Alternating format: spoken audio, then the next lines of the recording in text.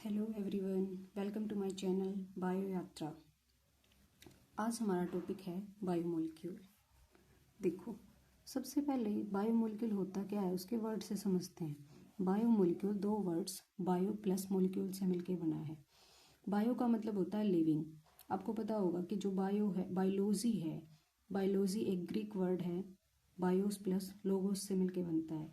BIOS का मतलब होता है लिविंग और लोगोस का मतलब होता है स्टडी। तो बायो वर्ड जहाँ भी आएगा उसका मीनिंग हमेशा लिविंग ही होगा। तो बायो का मतलब है लिविंग। मोलिक्यूल का मतलब आप सबको पता है, केमिस्ट्री में पढ़ा होगा, एटम्स, मोलिक्यूल्स, है ना। इलेक्ट्रॉन, प्रोटॉन, न्यूट्रॉन से मिलके एटम्स बनते हैं, फिर वो एटम्स मिलके मोलिक्यूल बनाते हैं, ठीक है। ये सब हमको पता है। तो बायोमोलिक्यूल का मतलब क्या होता है? बायो प्लस मोलिक्यूल, यानी लिविंग के अंदर मिलने वाले जो भी मोलिक्यूल्स हैं, जो भी केमिकल कंपाउंड्स हैं, उन सबको हम बायोमोलिक्यूल कहते हैं। जैसे आपके एनसीईआरटी 11th के एनसीईआरटी का एक चैप्टर है ये बायोमोलिक्यूल। एनसीईआरटी क्या कहती है? All carbon compound that we get from living tissue can be called biomolecule. All carbon compounds, सभी कार्बन कंपाउंड्स जो भी हमें लिविंग की बॉडी में मिलेंगे उनको हम बायोमोलिक्यूल बोलेंगे, ठीक है। जैसे अगर हम बात करें, कोई भी लिविंग टिश्यू है, उसके अंदर दो टाइप के कंपाउंड आपको मिलेंगे, ऑर्गेनिक कंपाउंड और इनऑर्गेनिक कंपाउंड। जो ऑर्गेनिक कंपाउंड होंगे, आपको पता है ना, कार्बन कंटेनिंग कंपाउंड्स को हम ऑर्गेनिक कंपाउंड बोलते हैं। तो ऑर्गेनिक कंपाउंड्स को ही हम कहते हैं बायोमोलिक्यूल्स। इसका मतलब ये नहीं है कि लिविंग में इनऑर्गेनिक कंपाउंड नहीं मिलेंगे, मिलेंगे, लेकिन जो ऑर्गेनिक कंपाउंड है उनको हम बोलेंगे बायोमोलिक्यूल्स। अब देखते हैं, एक हायरार्की पढ़ते हैं हम, या आप बोल लो सेलुलर ऑर्गेनाइजेशन पढ़ते हैं। तो हम स्टार्ट करते हैं सेल से, लेकिन अब हम क्योंकि बायोमोलिक्यूल पढ़ रहे हैं तो हम स्टार्ट करेंगे मोलिक्यूल से। भाई सेल भी तो मोलिक्यूल से बनती है। मोलिक्यूल्स से बनेगी सेल, सेल से बनेगा टिश्यू, और टिश्यू से बनेगा ऑर्गन, ऑर्गन से ऑर्गन सिस्टम, ऑर्गन सिस्टम से organism, and then ecosystem. Ecosystem एक लार्ज यूनिट हो जाती है, ठीक है। स्टार्टिंग कहाँ से हुई है? एटम और मोलिक्यूल से, ठीक है। अब अगर हम बात करें कि ये हमें पता कैसे लगा कि कौन से बायोमोलिक्यूल हैं या क्या क्या लिविंग में प्रेजेंट है ना। तो इसके लिए भाई कुछ एक्सपेरिमेंट किए गए, कुछ एनालिसिस की गई, ठीक है। तो दो टाइप के एनालिसिस आपकी एनसीईआरटी दिखाती है। सबसे पहले to find type of organic compounds, कि ऑर्गेनिक कंपाउंड्स कौन से हैं, किस टाइप के हैं, वो पता करने के लिए हमें एक एनालिसिस करना है। उसको बोलते हैं एनालिसिस ऑफ केमिकल कंपाउंड, या आप कह सकते हो separation of micro and macro molecules. आगे हम पढ़ेंगे कि ये माइक्रो और मैक्रो क्या है। टू फाइंड, दूसरी एनालिसिस है टू फाइंड इनऑर्गेनिक कंपाउंड्स। हमें इनऑर्गेनिक कंपाउंड्स फाइंड आउट करने हैं, इसके लिए हम करते हैं ऐश एनालिसिस। इसको हम डिटेल में पढ़ेंगे आगे।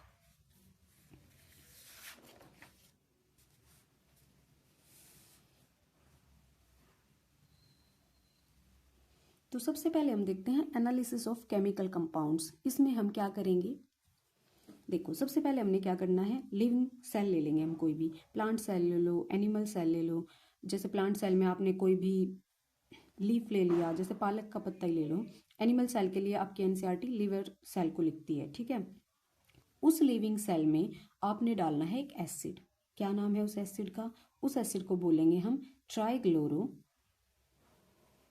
Acetic acid. डाइल्यूट फॉर्म लेनी है।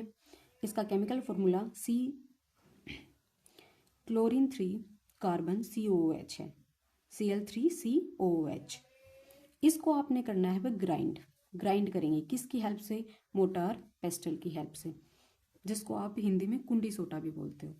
इसको ग्राइंड करेंगे तब हमारे पास एक सलरी सब्सटेंस मिलेगा, हमें एक थिक सलरी मिल जाएगी, गाढ़ा पेस्ट बोल सकते हो आप, वो मिलेगा। उसको आपने करना है फिल्टर करोगे आप चीज क्लॉथ और कॉटन क्लॉथ की हेल्प से। इसको जब आप फिल्टर करोगे तो आपको दो फ्रैक्शन मिलेंगी। एक फ्रैक्शन को आप बोलोगे फिल्ट्रेट, इसको आप एसिड सोल्यूबल पूल भी बोलते हो। एक फ्रैक्शन को आप बोलोगे रिटेंटेट, इसको आप एसिड इनसोल्यूबल पूल बोलते हो। जैसे हमने क्या किया, इस फनल की हेल्प से इसके अंदर हमने चीज क्लॉथ लगाया और उसकी हेल्प से हमने इस हमारे सलरी सब्सटेंस को फिल्टर किया। तो जो इस फनल के अंदर रह गया उसको हम कहेंगे रिटेंटेंट, और जो इसके अंदर से निकल गया उसको हम कहेंगे फिल्ट्रेट। इस रिटेंटेंट के अंदर ही होता है मैक्रोमोलिक्यूल और फिल्ट्रेट के अंदर होता है माइक्रोमोलिक्यूल, ठीक है। अब ये माइक्रो मैक्रो मोलिक्यूल है क्या भाई? तो देखिए, बायोमोलिक्यूल्स दो टाइप के होते हैं on the basis of molecular weight. Biomolecules को हमने दो टाइप में डिवाइड कर रखा है on the basis of molecular weight. कौन कौन से हो दो टाइप? माइक्रोमोलिक्यूल और मैक्रोमोलिक्यूल, जो अभी अभी हमने एनालिसिस से फाइंड आउट किए। माइक्रोमोलिक्यूल कौन है? जो हमें फिल्ट्रेट के अंदर मिलेंगे। माइक्रो का मतलब होता है स्मॉल, यानी जिनका मोलिकुलर वेट कम होगा। कितने से कम भाई? 1000 डाल्टन से कम, या आप कह सकते हो 18 डाल्टन से 1000 डाल्टन तक इनका मोलिकुलर वेट होना चाहिए। 1000 से कम ही होना चाहिए, 18 डाल्टन टू 800 डाल्टन ही बोल सकते हो आप इसको, ठीक है। मैक्रोमोलिक्यूल क्या होते हैं? जिनका मोलिकुलर वेट लार्ज होगा। कितना लार्ज? 10,000 से ज़्यादा होगा जिनका, उनको हम बोलेंगे मैक्रोमोलिक्यूल, ठीक है। जैसे अमीनो एसिड एग्जाम्पल हो गया माइक्रोमोलिक्यूल का। ये अमीनो एसिड ही मिलकर प्रोटीन बनाते हैं। मोनोसेक्राइड, यही मोनोसेक्राइड मिलके आगे चल के पॉलीसेक्राइड बनाएंगे। ये पॉलीसेक्राइड आपको मैक्रोमोलिक्यूल में मिलेगा, यानी ये आपको रिटेंटेंट में मिलेगा। मोनोसेक्राइड आपको फिल्ट्रेट में मिलेगा। न्यूक्लियोटाइड्स एंड न्यूक्लियोसाइड की अगर हम बात करें तो ये आपको मिलेंगे फिल्ट्रेट में। न्यूक्लिक एसिड मिलेगा आपको मैक्रोमोलिक्यूल में। देखो, न्यूक्लियोटाइड्स न्यूक्लियोसाइड आगे चल के हम पढ़ेंगे कि क्या होता है, क्या स्ट्रक्चर है। यही है जो मिलके न्यूक्लिक एसिड यानी डीएनए आरएनए बनाएंगे। ऐसे ही मोनोसेक्राइड है, जैसे ग्लूकोज हो गया, ग्लूकोज एक मोनोसेक्राइड है। ग्लूकोज किससे बनेगा? कार्बन हाइड्रोजन ऑक्सीजन से बनेगा।